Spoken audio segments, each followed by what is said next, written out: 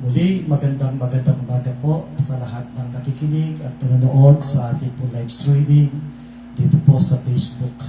Tunay nga po ang Diyos ay napakabuti. Kahit saan po tayo naroon, ay naroon po siya. Pwede po natin siya sabahin sa Espiritu at katotohanan, anumang oras, anumang araw. Kayong araw dito ay araw na linggo, ang unang linggo ng August. Ito po ay ating po pupurihin at sasabahin ng ating Diyos sa oras na ito. Amen. Salamat po sa mga nag-like at sa pinost kong poster regarding sa ating po schedule ng ating gawain sa araw na ito. At salamat po sana po sa lahat ng manonood at makikinig ay inyo pong tapusin ang mensahe ng Panginoon sapagkat maganda po ang ating message sa araw na ito at ito ay isang pagpapala mula sa ating Diyos. So sa oras na ito, tayo muna iaawit at magpupuri sa ating Diyos. Awitin po natin itong banal mong tahanan.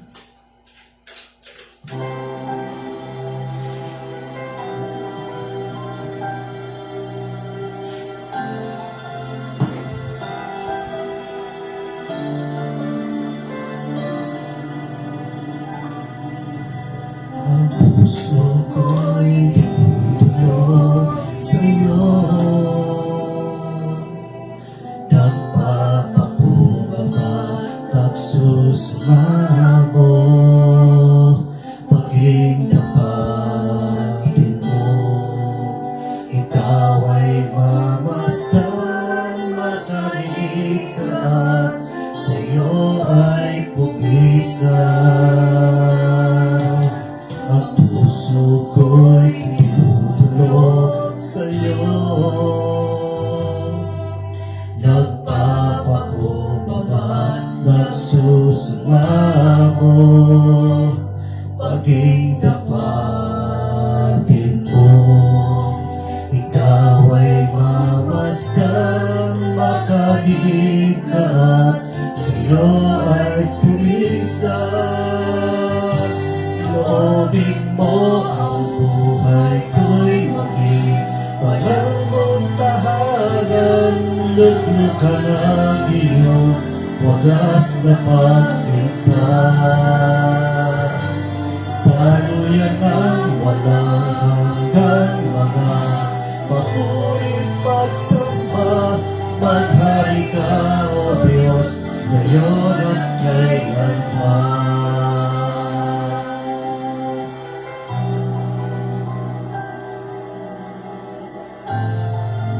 Jesus.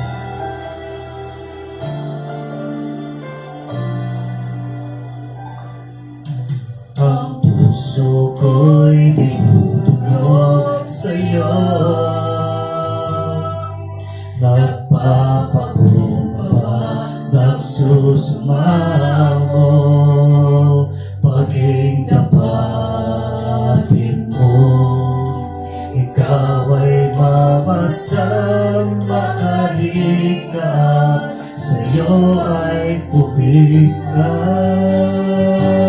Loobin mo ang buhay ko'y maging walang mong tahanan.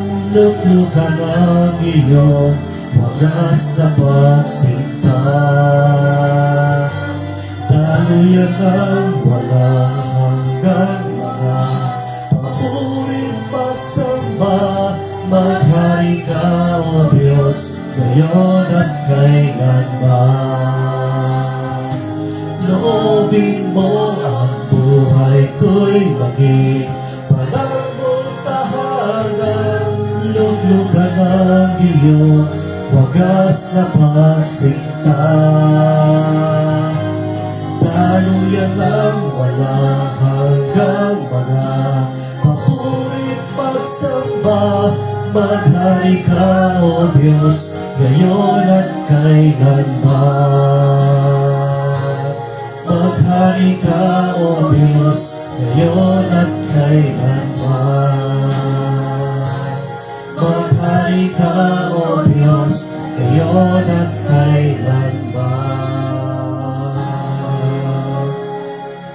Hallelujah, Jesus. We worship you, Lord. We bless your holy name. Pinupuri ka namin, dinadakila ka namin, O Diyos, sa araw na ito. Salamat sa pagkakataong binibigay mo sa amin na pwede ka namin sambahin sa Espiritu at katotohanan sama kami dako naroon sapagkat ikaw ay naroon, Panginoon. Isang malaking utang na loob namin kapag ang aming pagsamba ay iyong tatanggapin. Isang pribileyo sa amin na ikaw ay aming sambahin sapagkat hindi lahat ng tao na sumasamba ay nagiging katanggap-tanggap sa iyo. Kaya sa oras nito, muli namin nilalapit ang aming mga sarili, gawin mo kaming kaaya-aya at karapat-dapat na sumasamba sa iyo. Idihiling po namin ang malayang pagkilos ng Santong Espiritu sa bawat isa na nakikinig at nanonood ng live streaming nito. Panginoon, dalahin ko ang iyong lingkod, ang iyong kasihan ng iyong Santong Espiritu at pagkalooban niyo na kong karunungan, kaalaman sa pagbabahagi ng iyong salita. Panginoon, ikaw ang aming tinataas, dinadakila sa oras dito sa pangalan po ng aming Panginoon sa Kristo. Amen. Amen. Praise God. Hallelujah. Glory to God. Amen. Muli at magandang umaga po sa ating lahat. At ito po ay muli aking panawagan sa inyo. Hanggang ngayon po ay wala pa rin akong hawak na church at umaasa sa kalooban ng Diyos na siya po ay magbubukas ng mga tahanan upang ganapin ang isang Bible study at eventually ito'y magiging church. Subalit, hindi po hadlang kung ako man po ay tinanggalan ng maraming ministry, hindi ito magiging sagabal sa akin na hindi ko paglilingkuran ang ating Diyos. Salamat po sa isang ministeryo ito na pwedeng gamitin ang social media sa pagbabahagi ng salita ng Diyos. Sa ngayon, ang aking mga audience, ang aking pamilya, ang aking asawa at aking mga anak, sila po ay nandito at kayo rin po ay nandyan at namaasa po tayo na tayo tatanggap na pumala mula sa ating Diyos. Ang pamagat ng ating mensahe ngayon ay The Benefits of Being Humble. Ito po ay pinost ko sa ating pong social media bilang sa poster upang magkaroon na po tayo ng idea ano ang susunod na ibabahagi ni Pastor Alex sa linggo. And by the way, pagkatapos ko po itong message dito, ilalagay ko yung skeleton outline ng sermon dito at upang sino man po ang gustong take note at kunin yung ating outline ay madali na lamang po kunin. Amen. Kung po ngayon ay nandito sa aming tahanan, sa aming pong living area, sa aming pong salas, at salamat at pwede po tayong mag-share na salita ng Diyos dito. So, the benefits of being humble. Ang ating teksto ay ating matatagpuan dito sa Proverbs chapter 15, verse 33. Babasahin ko sa English at babasahin ko sa Tagalog. At sabi sa Proverbs 15, verse 33, Wisdom's instruction is to fear the Lord, and humility comes before honor. Sa Tagalog, sa Kawikaan, chapter 15, verse 33, ang paggalang at pagsunod kay Yahweh ay nagtuturo ng karunungan, at ang pagpapakumbaba ay nagbubuga ng karagalan. Pagpalain ng Diyos ang pagkabasa ng kanyang salita. Kapag pinag-uusapan natin ang salitang benefit, ang pumapasok sa ating kaisipan ay trabaho. Kapag ikaw ay mag-apply ng isang trabaho, ang unang iniisip ng nag-a-apply ay yung mga benefits. Of course, yung sweldo. Magkano ba yung sweldo kanyang tatanggapin? Pangalawa, ano po ba kanyang mga bonuses? Meron ba siyang 30-month pay? Meron ba siyang bonus? Pangalawa, meron din po ba siyang yung tinatawag nating HMO, Medicare, o yung SSS, pag-ibig, insurance? Yan ang iniisip ng bawat tao na nag-a-apply ng trabaho. Ano ba ang pakinabang? Ano bang benefit na aking makukuha sa trabaho. So likewise, there are benefits to being humble. Meron din pong pakinabang sa pagiging humble. God is the one to give us benefits for being humble. Ang Diyos po ang siyang makapagsabi at makakatingin sa atin na tayo talaga ay isang humble. At kapag nakita ng Diyos na tayo isang mapagpakumbaba, ang Diyos ay binibigay niya yung benefit sapagkat yun ang nais ng Diyos. Kapag nakita niya sa atin na tayo mapagpakumbaba, and then we will receive and we will enjoy the benefits of being humble. The following are the benefits of being humble. Ano-ano ang ating pong makikita kapag ikaw ay naging humble sa harapan ng Diyos at sa harapan ng mga tao. Ano ba ang mga benefits? So ito, number 1, the humble receive honor. Ang sabi ng ating teksto sa Proverbs 15 verse 33, wisdom's instruction is the fear of the Lord, and humility comes before honor. So, malinaw na malinaw sa ating kung binasa yung salitang honor. So, unang benefit na ating makukuha kapag ikaw ay naging mapagpakumbaba, ang unang benefit natin, the humble receive honor. What is the true meaning of humility? Sa ating pong dictionary, ang unang ibig sabihin, not proud or haughty, not arrogant or assertive. Pangalawa, reflecting, expressing, or offering in the spirit of deference or submission. Kung bibigyan natin ng explanation ito, hindi ang ibig sabihin ng humility ay hindi po siya mayabang, hindi mapagmataas, hindi siya arrogante, at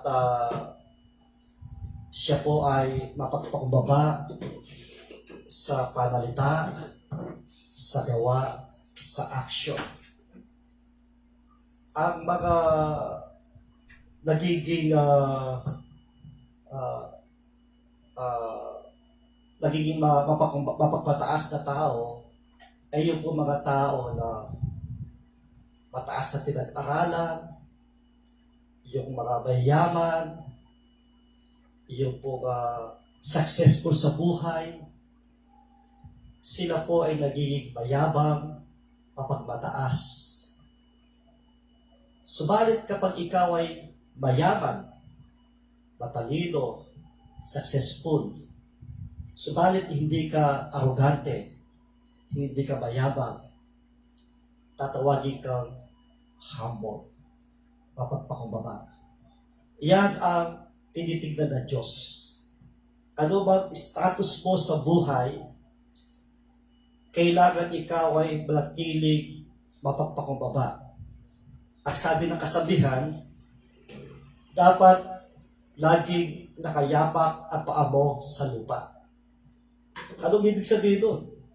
Kasi ang isang tao ay kapag naging successful sa buhay, naging successful sa ministry, nakapag-aral, nakapagtapos, yumaman, ay may tendency na siyang magiging mayabang, arrogante, mapagmataas. Subalit ang mensahe natin kayo ay patuloy kang pagpapalay ng Diyos kapag ikaw ay patuloy na nagpapakumbaba. At ang kinaganda nito, ikaw ay kanyang pagpapalain. So number 2, titignan natin definition ng honor. Ano ibig sabihin ng salitang honor? High respect, great esteem. Number 2, regard with great respect. So, kung titignan mo, kapag ikaw ay mapagpakumbaba, tatanggap ka ng respeto. Una sa Diyos, pangalawa sa mga tao. Makikita nila na kapag ikaw ay successful sa buhay, pero mapagpakumbaba ka pa rin.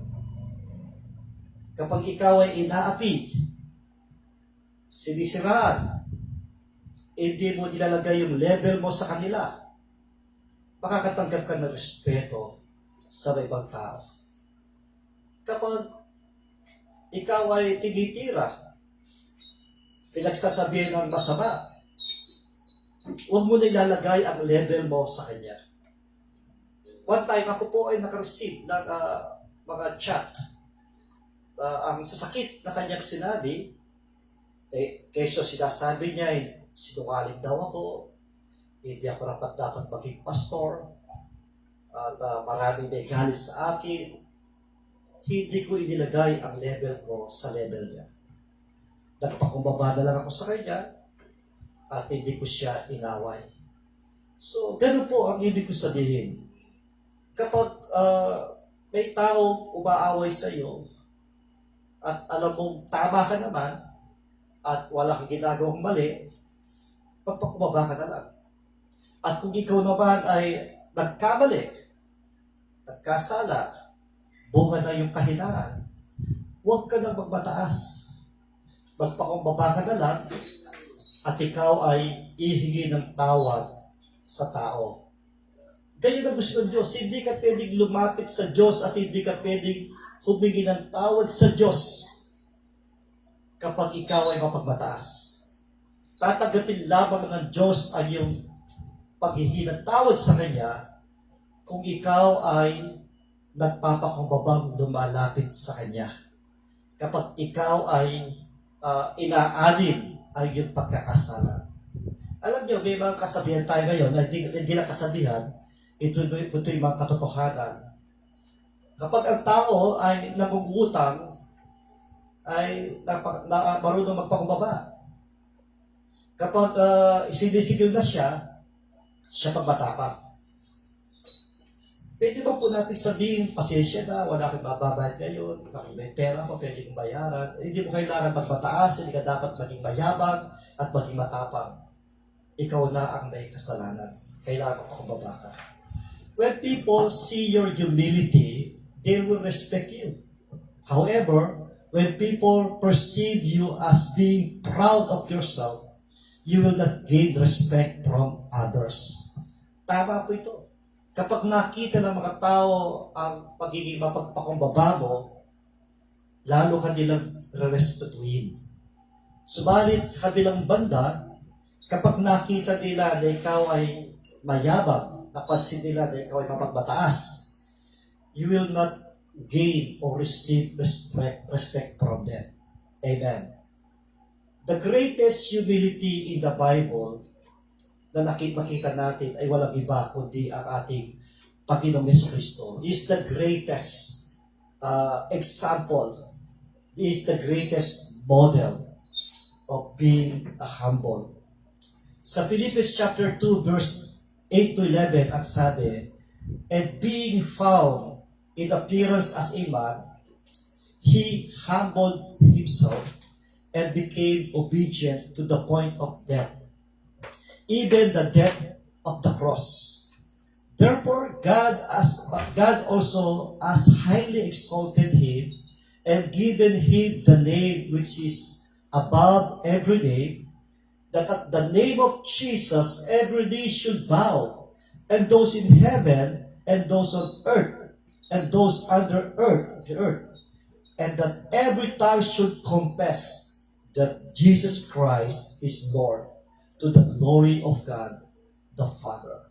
See, the best model, the greatest model na makikita natin sa Biblia na nagpakumbaba ang ating Panginoon sa Kristo.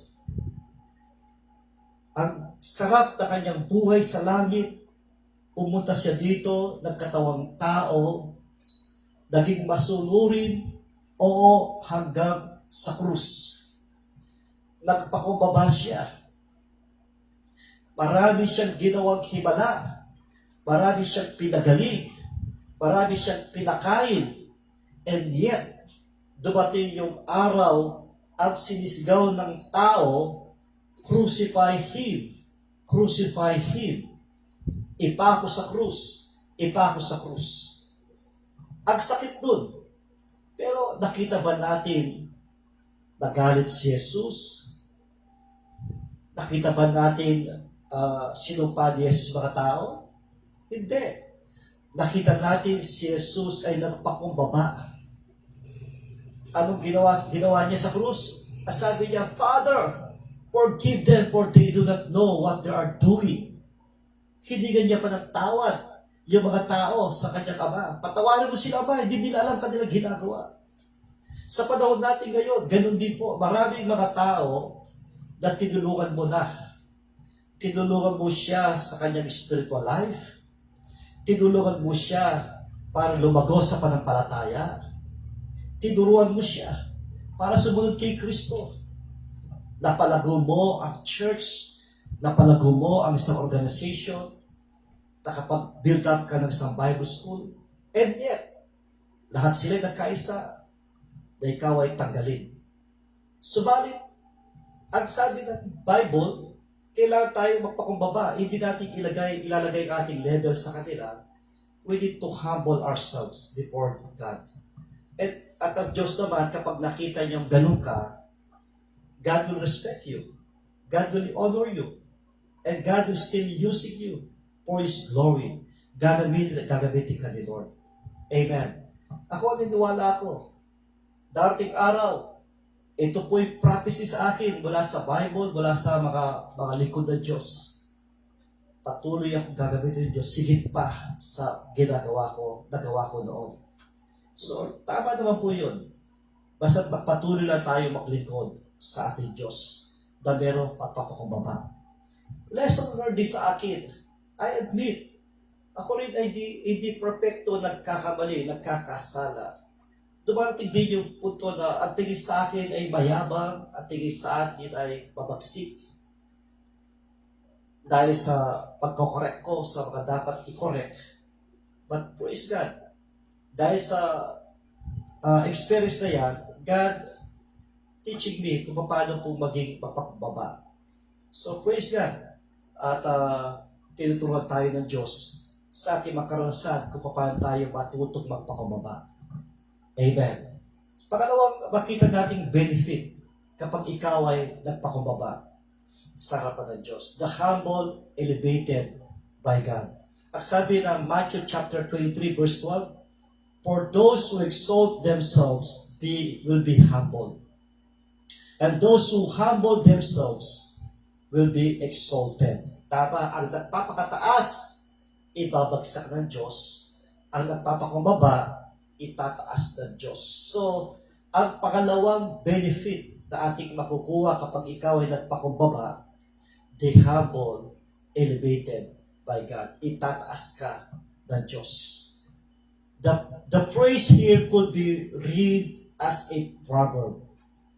Those who seek prestige will find shame, and those who seek humility will find honor. This is more than a simple command from the Lord to be humble. Amen. So, ito po yung utos. Ang pagiging mapagpakumbaba ay utos ng Diyos sa atin. At kailangan nating sundin. At kapag ito'y ating ginagawa, nagpapakumbaba, tulad ng ating Panginoon Jesucristo, nung siya ay nagpakumbaba, tinako sa krus, pinahirapan. Ang naging resulta, tumanggap siya ng respeto, tumanggap siya ng papuri. Ang sabi, every knee shall bow, every tongue shall confess that Jesus Christ is Lord. So, tumanggap siya, itinaas siya ng ating Diyos Ama. Ganun din po tayo. Kapag tayo nagpakumbaba, itataas tayo ng Diyos. Jesus, as Jesus repeated to His disciples, that the greatest among them will be servants to the others. Ang sabi sa Matthew chapter 20, verse 26, it shall not be so among you, but whoever will be great among you must be your servant. Kasi itong putong ito ay meron pong mga alagad ni Jesus, nagtatanong sino pupo sa kanang trono ni Jesus, sino magiging dakila. Ang sagot ni Jesus, sino man ang nagpapakababa, nagiging servant, sila ang tunay na servant ng Diyos. When Jesus humbled himself as a man, he was exalted. Itinaas siya. Talagang binigyan siya ng pangalan, higit sa lahat ng pangalan. Sabi doon sa Philippians chapter 2, verse 8 to 11, dito sa bandang ilalim na lang babasahin ko, sabi that at the name of Jesus, every knee should bow, and those in heaven, and those on earth, and those under the earth, and that every tongue should confess that Jesus Christ is Lord, to the glory of God the Father. So ikitaas siya ng Diyos sapagkat siya ay nagpakumbaba. Amen. The principle of the Bible is very contrast to the principle of the world. The world would advise you to be arrogant in all your success, but the Bible advises us to be humble. Ang iba kapag sila ay naging successful sa buhay, may tendency na sila ay nagiging arrogante, mapagmataas. Iyan ang tinuturo ng mundo. Mag-iiba na yung ugali, mamalitin yung mga tao sapagkat siya naging successful sa buhay. Yumaman at naging successful ang kanyang ministry, nagiging mayabang. Pero ang Biblia, ang Diyos ay nagtuturo sa atin, ano man ang status ng ating buhay, kailangan matili po tayo magpakumbaba. Ito po yung the best illustration na makikita natin is the bamboo tree. Ang bamboo tree, kung kailan siya tumataas, doon siya yumuyuko. Iba kasing puno, kung kailan siya tumataas, hindi siya marunong yumuko. Pero sa lahat ng mga puno na ating makikita, ang bamboo, kapag siya tumaas, ay yumuyuko. Dapat ganun din po tayo kung kailan tayo tumataas. Kung kailan tayo nagiging successful, dapat doon tayo marunong yumuko sa ating Diyos. Kagaya din ng palay. Ang palay, kung kailan siya nagkakaroon ng bunga, laman, siya'y yumuyuko. Ganyan din po tayo dapat, marunong tayong yumuko at magpakumbaba. Ipakita natin, respeto natin sa iba. If you want to gain respect from others, you should respect them first. You should show yourself as a humble man. Huwag ka maging arrogante, huwag ka maging mayabang. Amen po ba? Amen. Pangatlo na ating makikita bilang benefit of being a humble. Number 3, the humble guided by God. Sabi sa Psalms 25 verse 9, He guides the humble in what is right and teaches them His way. So tama, He guides the humble in what is right and teaches them His way. Kapag ikaw ay nagpakumbaba, ito po yung pangatlong benefit na yung makukuha. The humble guided by God. Ang sabi sa Psalm 25 verse 9, ito po yung kanya says, the teaches the humble his way. So humility is the key to righteousness and the key to experiencing the ways of God, the abundant life that God has designed for us and His way in our lives. Kapatid, kapag nakita ng Diyos, ikaw ay inaapi.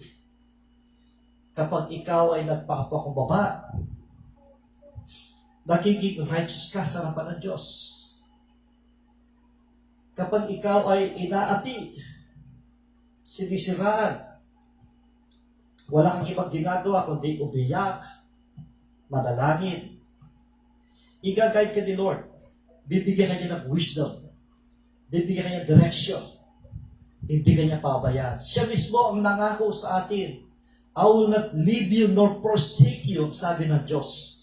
Kaya po, kung patuloy kang magpapakumbaba, patuloy kang gagabayan ng Diyos. Patuloy niyang gagawin ang plano niya sa buhay mo. Patuloy niyang pagpapalain ka. Ang sabi ng Jeremiah, chapter 29, verse 11, "For I know the plans I have for you, declares the Lord. Plans to prosper you and not to harm you. Plans to give you hope and a future."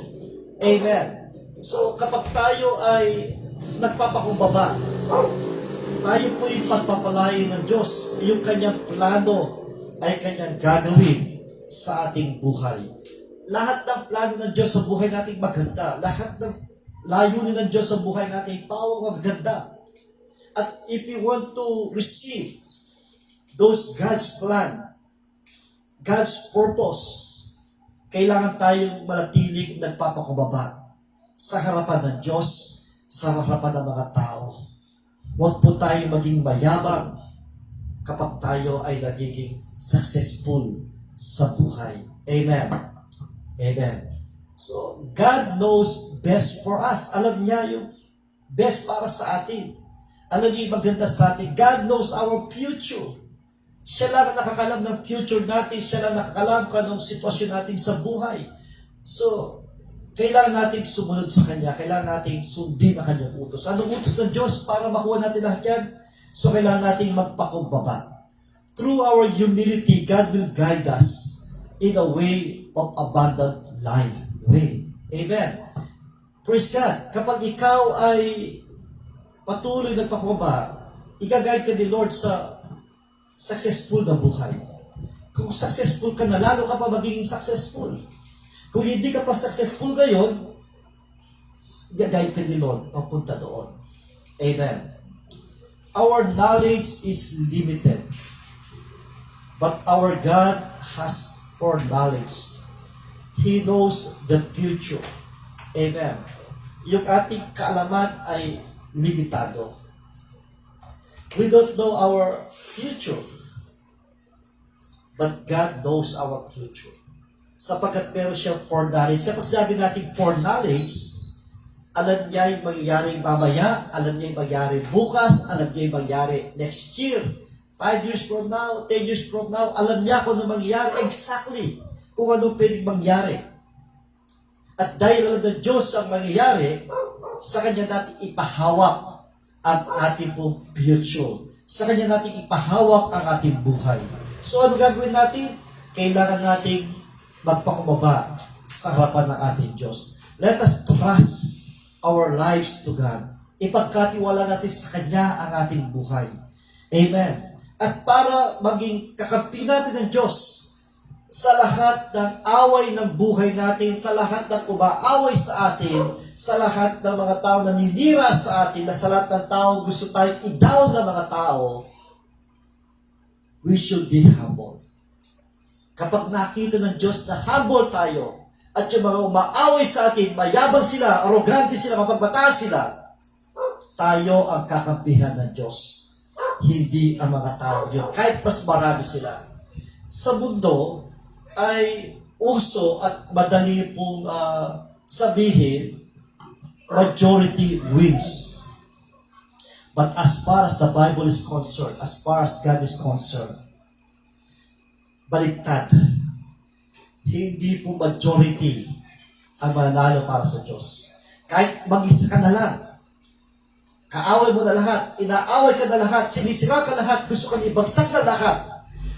But if you still remain humble, ang Diyos ang pinaka-majority natin. Kakampi natin ang Diyos. Kasama natin ang Diyos. Amen. Praise God. Nasa atin ang ating Diyos. Hallelujah. Praise God. Pagsarapin pito maingay. Okay. Praise God. Hallelujah. Pasensya po, medyo maingay po. Hallelujah. So, number 4 na makikita nating benefit ng pagiging humble. Number 4, the humble, God will listen to His prayer. Amen. Ito po yung pang-apat na benefit. The humble, God will listen to His prayer. Ang sabi ng Daniel chapter 10 verse 12, then he continued, do not be afraid, Daniel. Since the first day that you set your mind to gain understanding and to humble yourself before your God. Your words were heard, and I have come in response to them. One of the characteristics of Daniel is a humble man. Daniel is a man of prayer. God answers Daniel's prayer because of his humility. Nagpapakumbaba palagi si Daniel. All of us wanted all our prayers be answered by our God. Lahat tayo. Gusto natin lahat ng panalangin natin ay tugunin ng Diyos, sagutin ng Diyos. Ang isa sa sekreto para tugunin ng Diyos ang ating panalangin ay tularan natin si Daniel. Si Daniel ay patuloy na nagpapakumbaba sa harapan ng Diyos. Amen. Hindi siya nagpapataas. Isipin niyo, mula sa pagiging alipin, nagpakumbaba si Daniel, hindi siya nag-compromise, hindi siya kumain ng pagkain ng hari kasama ang 3 kaibigan niya, hindi siya uminom ng alak, sinunod niya pa rin ang kalooban ng Diyos, hanggang sa makita sa kanya na siya'y matalino kasama ang kanyang kaibigan, binigyan sila ng posisyon. At kahit na meron na silang posisyon, nanatili silang mapakumbaba. Hindi sila nakipag-compromise. Kahit na itapon sila sa apoy, wala silang pakialam, basta manatili silang nanampalataya sa Diyos. Kahit na itapon sila sa leyon, hindi po sila matatakot sapagkat sila'y patuloy na papakumbaba. Alam nila, dahil sa kanilang pagsunod sa Diyos, kasama nila palagi ang Diyos. At kung gusto mong palagi kasama ang Diyos, patuloy ka magpakumbaba. Magkaroon tayo ng karakter na tulad na karakteristik ni Daniel. Amen. We should always humble ourselves before God. Always ask forgiveness before asking anything of our God. To our God. Amen. Patuloy tayo humingi ng tawad. Alam nyo, minsan sa Bible school namin ay pinag-uusapan ang tungkol sa paghingi ng tawad.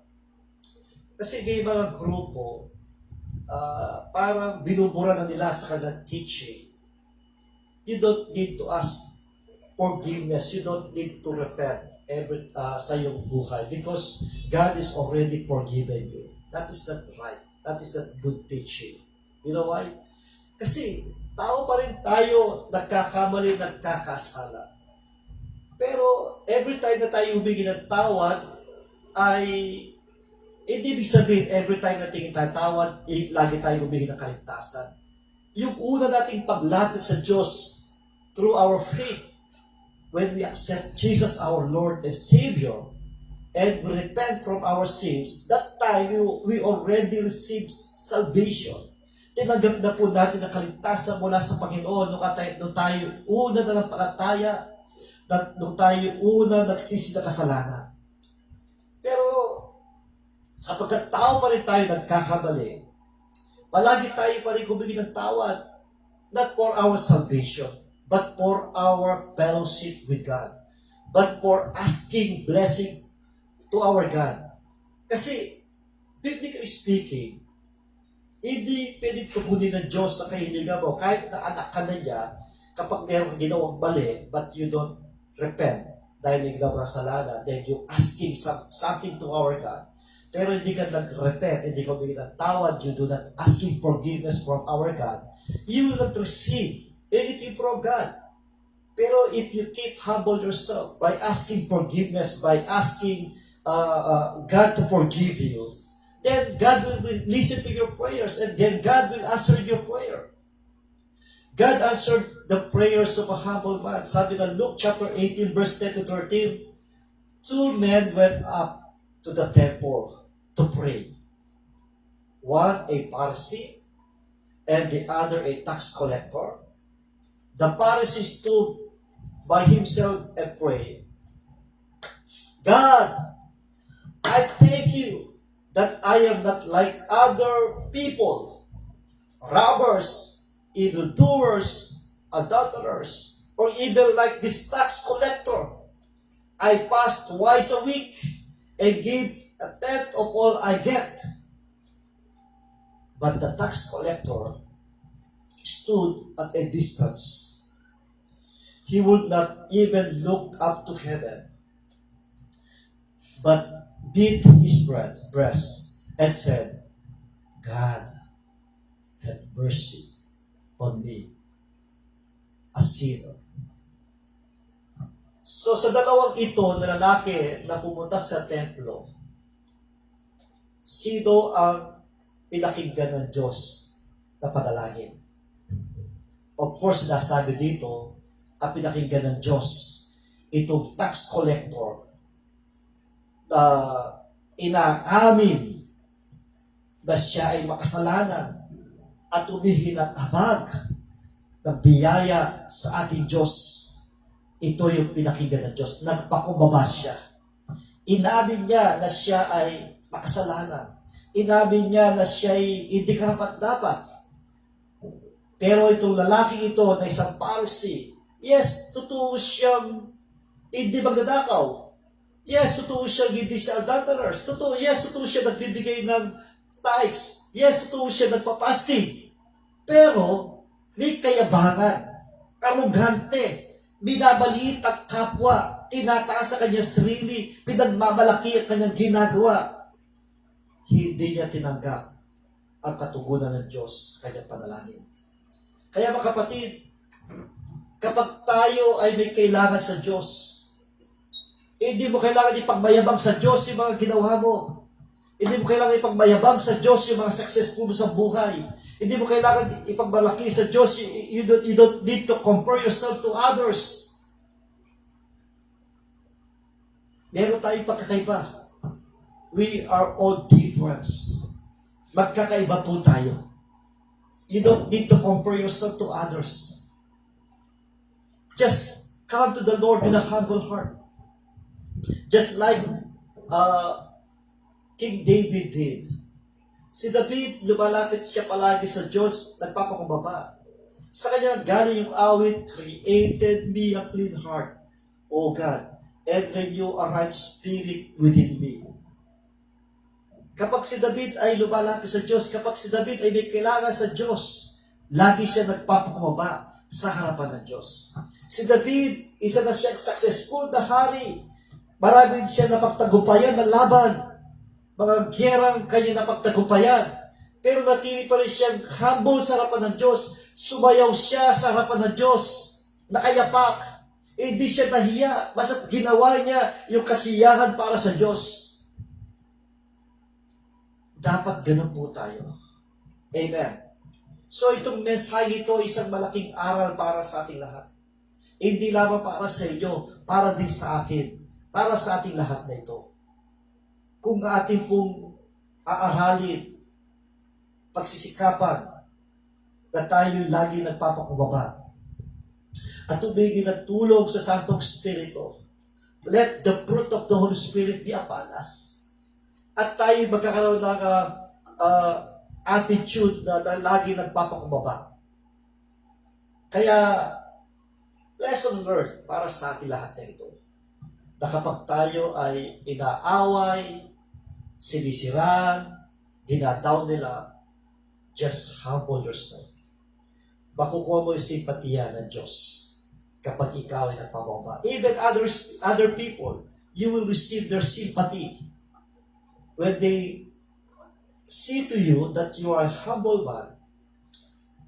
Makukuha mo yung respeto nila.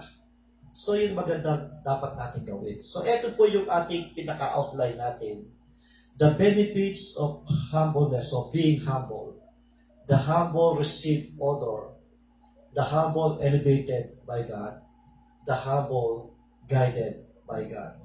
The humble, God will listen to his prayers. Amen. Nawa'y pinagpala po tayo lahat sa mensahe ng Diyos.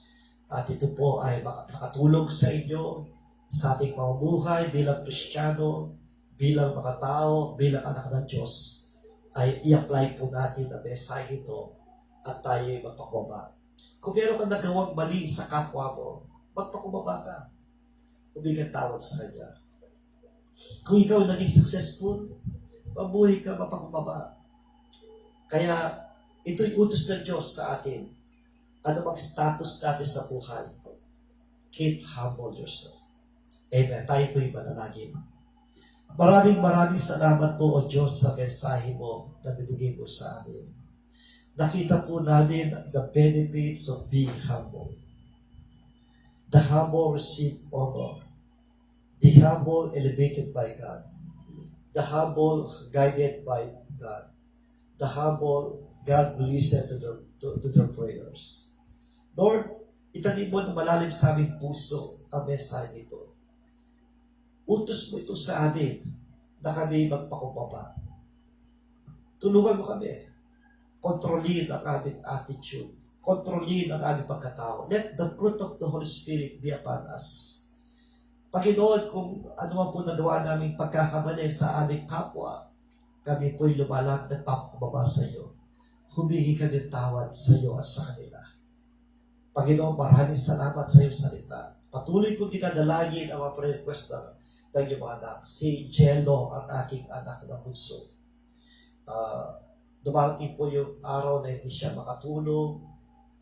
Dalayan ko na makatulog po siya at lumakas sa kanyang katawan at maging payapa po siya, matanggal yung stress sa kanya. In the name of Jesus, comfort him, cover him with your holy blood and Holy Spirit, at tanggapin niya kagalingan mula sa iyo.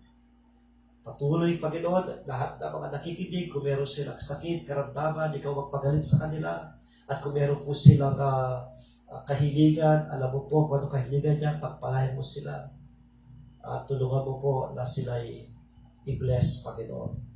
At patuloy dinalain ko na magbukas ka ng tahanan, na magkaroon ng Bible study, o meron pong isang church na kailangan ng pastor, you can put me to the church of God, and let you will be done sa buhay ko. At patuloy kitang paglilikuran, patuloy kitang sasambahin, patuloy kitang ibabahagi ang salita mo sa mga tao, Panginoon. Lord, dalay ko na bigyan mo akong kalakasan physical. Marami akong naramdaman sa katawan. Heal me, Lord, at bigyan mo akong kalakasan physical and spiritual, Panginoon. I-bless mo aking pamilya, aking asawa, aking mga anak, i-bless mo sila lahat. Salamat po. Pinupuri ka natin, nakila ka namin, pinapasalamatan ka namin. To God be the glory. In Jesus' name we pray. Amen. Amen. Maraming salamat po sa inyo lahat. Pagpalain tayo ng Diyos. God bless you po. Sa susunod na linggo po at patuloy tayong makinig ng salita ng Diyos. God bless you po. Bye-bye.